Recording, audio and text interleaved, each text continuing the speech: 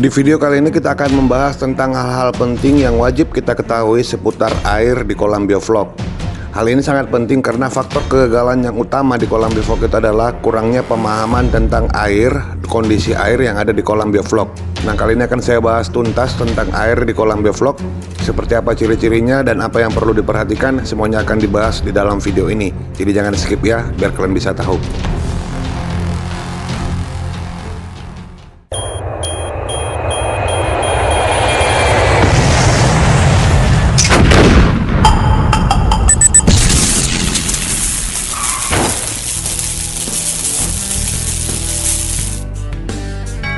Halo kawan-kawan, jumpa kembali di channel vlog Bang Gulo, channel yang membahas segala sesuatu tentang budidaya ikan nila.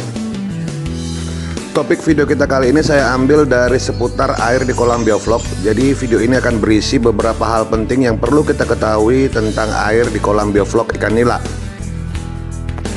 Topik ini saya ambil karena saya melihat bahwa faktor kegagalan yang terutama ya di kolam bioflok kawan-kawan itu adalah kurangnya pemahaman tentang air di kolam bioflok.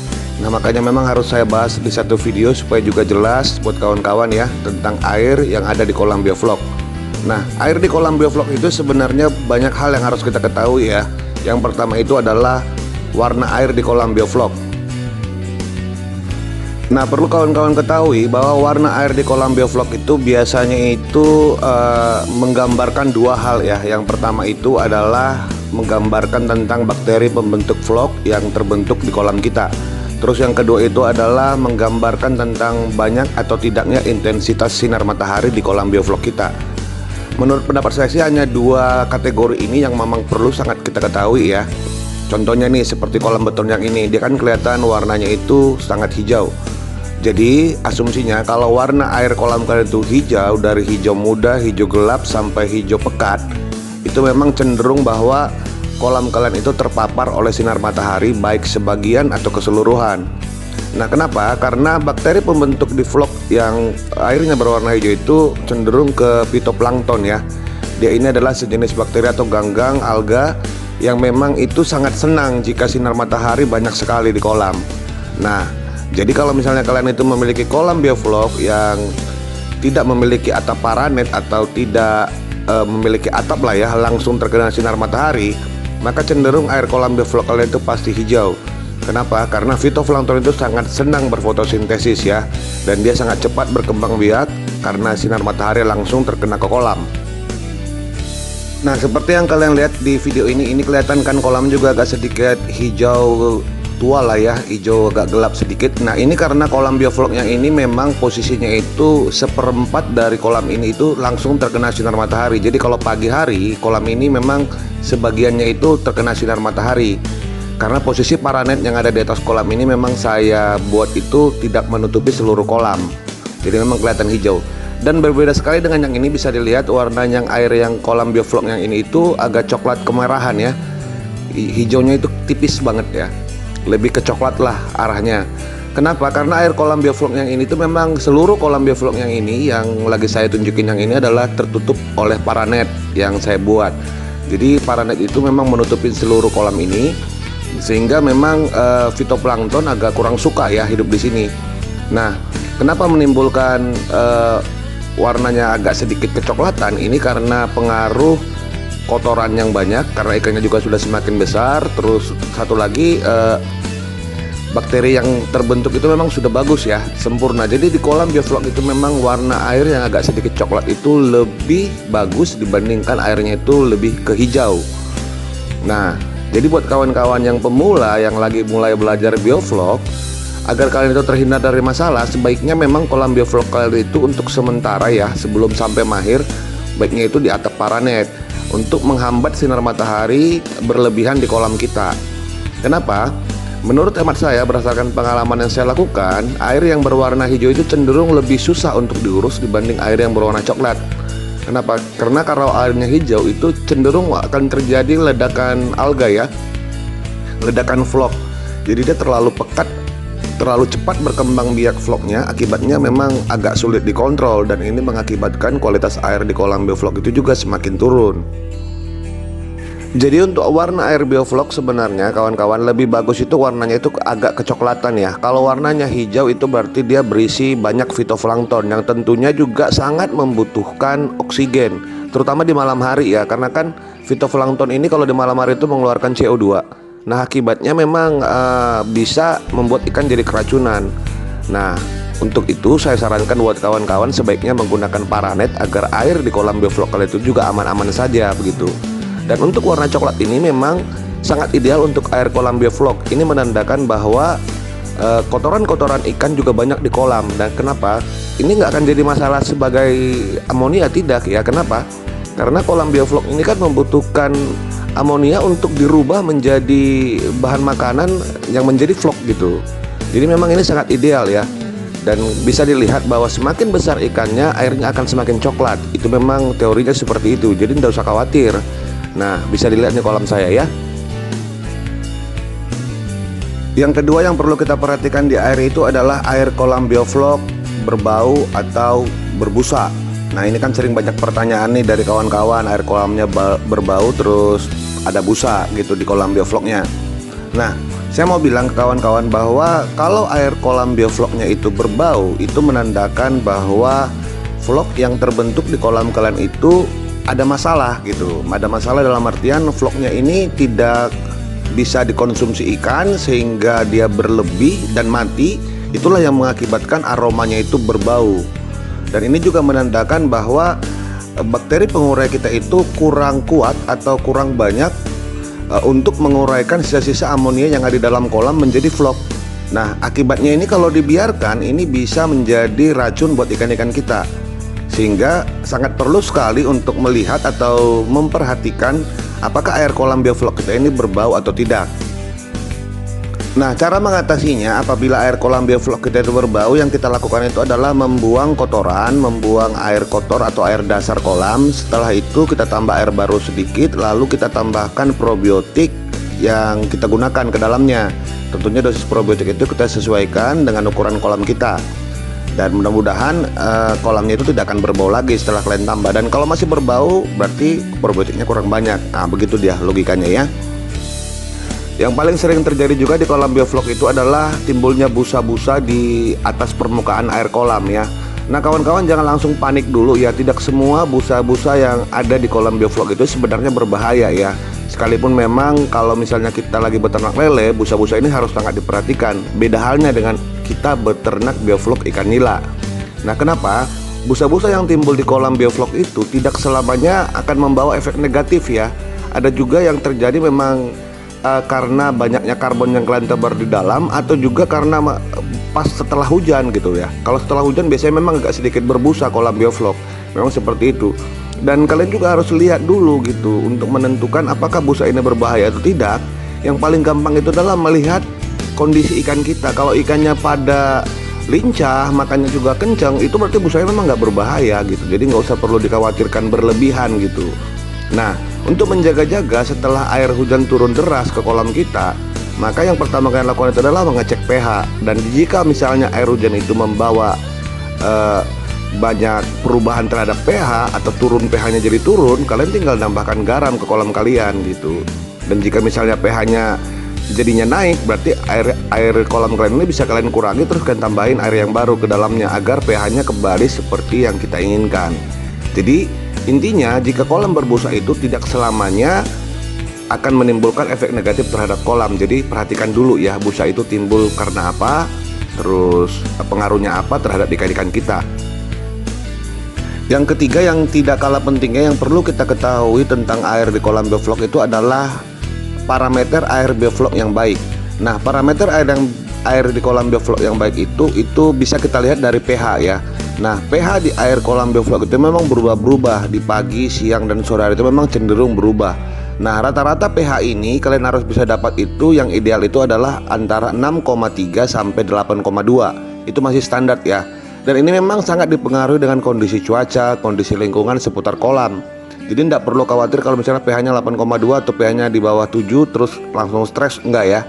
Seperti yang saya katakan, parameter air ini hanya sebagai angka.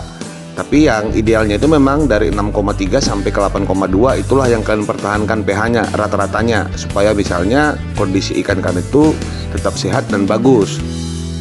Parameter yang kedua adalah kepekatan vlog. Nah kawan-kawan, memang kalau masih baru mulai cenderung memang belum bisa melihat apakah vlog itu pekat atau bakal terjadi ledakan vlog. Makanya memang kita harus selalu melihat atau mengukur kepekatan vlog itu dengan menggunakan alat yang sederhana seperti yang ada di biovlog video series kita ya. Menggunakan bekas botol air mineral, terus dicek kepekatan vlognya, diperkirakan lah begitu.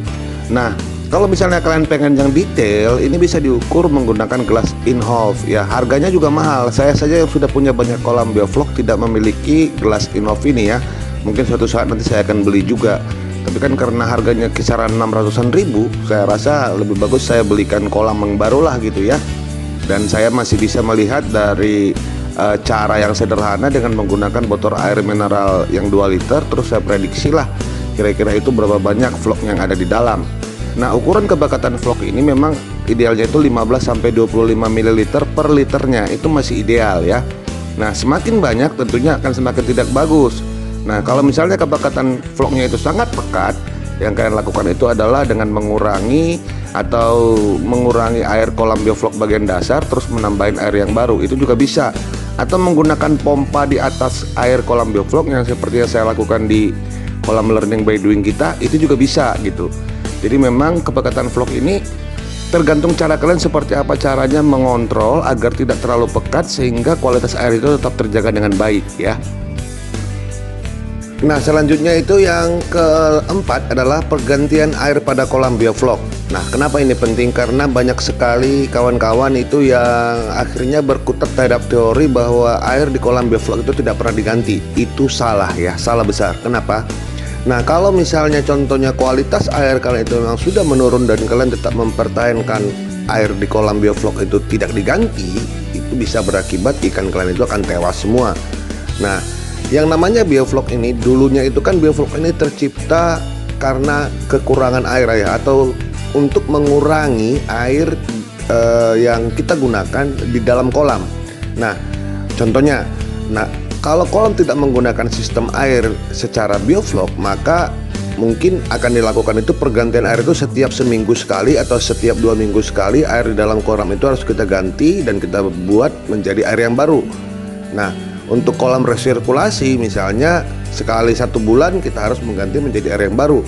Nah kalau untuk biovlog ini memang tergantung kualitas air yang ada di kolam kalian.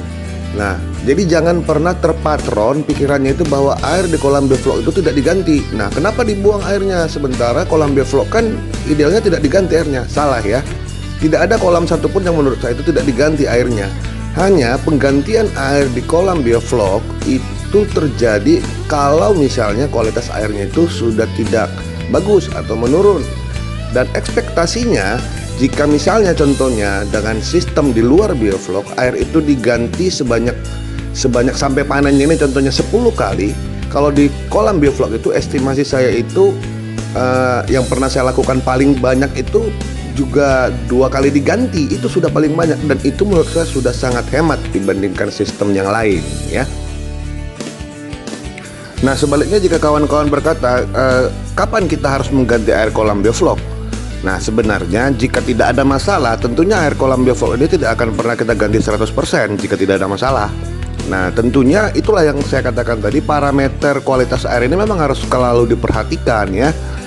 Selagi ikannya itu bagus, kepekatan vlognya normal, terus oksigennya juga bagus, maka kita tidak akan melakukan penggantian air hingga panennya seperti itu. Tapi untuk pembuangan kotoran itu biasanya kita lakukan jika ikannya semakin besar, terus makin banyak juga tentunya kotorannya, dan probiotiknya juga bisa suatu saat bermasalah, tentunya kita harus membuang kotoran gitu loh. Nah jadi kawan-kawan, itu maksudnya saya ini jangan pernah berpikiran itu skeptis gitu ya, kacamata kuda bahwa air di kolam biovlog itu tidak diganti. Tidak seperti itu. Nah kalian juga harus sesuaikan dengan kondisi kolam kalian, kondisi ikan kalian. Perhatikan, jika misalnya memang kalian harus membuang air untuk menjaga kualitas air itu harus kalian lakukan, ya lakukanlah gitu ya. Jadi jangan teorinya itu teori pakem gitu ya, tidak diganti jadi tidak diganti, akibatnya ikan kalian itu akan tewas semua nanti. Nah, yang perlu dipahami itu adalah lihat secara baik-baik apakah memang dibutuhkan pembuangan air dasar atau tidak gitu loh. Apakah ini akan terjadi ledakan vlog atau tidak, apakah vlognya kepekatan atau tidak, sehingga kalian itu bisa menyesuaikan dengan kondisi yang ada di kolam kalian gitu. Nah, jadinya kawan-kawan, saya mengatakan ke kalian, ketika kita mengadopsi sebuah teori, tentunya kalian juga harus bisa melihat kondisi atau keadaan kolam kalian itu seperti apa. Jadi jangan pernah telan bulat-bulat semua teori yang ada ya. Tapi ya namanya kan kita memelihara ikan ya, makhluk hidup. Jadi memang satu-satunya cara untuk melihat kondisi kolam kita baik atau tidak itu adalah kenali ikan-ikan yang ada di kolam kalian. Nah, jika pergerakan ikan itu lincah, bagus, itu berarti memang kondisinya mantap gitu, kondisinya itu sesuai dengan yang mereka inginkan. Nah, kalau misalnya ikannya itu biasanya makannya banyak, tiba-tiba makannya nggak terlalu banyak, terus pergerakannya lambat, nah tentunya kalian juga harus sadar bahwa ada masalah di dalam kolam kalian itu gitu. Nah, memelihara makhluk hidup ini memang harus melihat langsung makhluk hidup yang kita pelihara itu seperti apa kondisinya. Kenalilah ikan kalian ya. Jadi jangan buru-buru menelan teori itu tanpa melihat kondisi yang ada di lingkungan kalian atau di lingkungan kolam kalian. Baiklah kawan-kawan, hanya itu yang bisa saya sampaikan di video kita kali ini. Bagi kawan-kawan yang belum subscribe channel kita ini, silahkan di subscribe ya. Terus aktifkan lonceng notifikasi kalian, like dan share video-video yang ada di channel Bang Gulo. Terus jangan lupa follow Instagram kita ya, @channel_Bang_Gulo. Situ saya juga jual alat-alat seputar biovlog dan budidaya perikanan, kalian bisa cek di situ supaya beli alatnya itu lebih detail atau tidak salah beli, sesuai dengan kondisi atau kebutuhan kalian gitu ya. Bedanya beli di tempat saya itu, kalian itu bisa saya kasih masukan kira-kira kebutuhan kolam kalian itu apa sih, jadi nggak salah beli, itulah ya. Dan terus seandainya kalian punya pertanyaan seputar topik yang kita bahas di video ini, silahkan sampaikan di kolom komentar ya, biar bisa saling berbagi atau berdiskusi tentang masalah-masalah di kolam kalian seputar air, kolam biovlog lah terutama ya. Terus nggak ada salahnya budayakan menonton dulu baru berkomentar ya. Terus bacalah komentar-komentar kawan-kawan, apakah komentar kita ini atau pertanyaan kita itu sudah pernah ditanyakan oleh kawan-kawan yang lain, supaya pertanyaannya tidak berulang ya. Baiklah, saya Bang Gulo beserta ikan nila saya mohon undur diri dulu. Sampai jumpa di video selanjutnya. Bye-bye.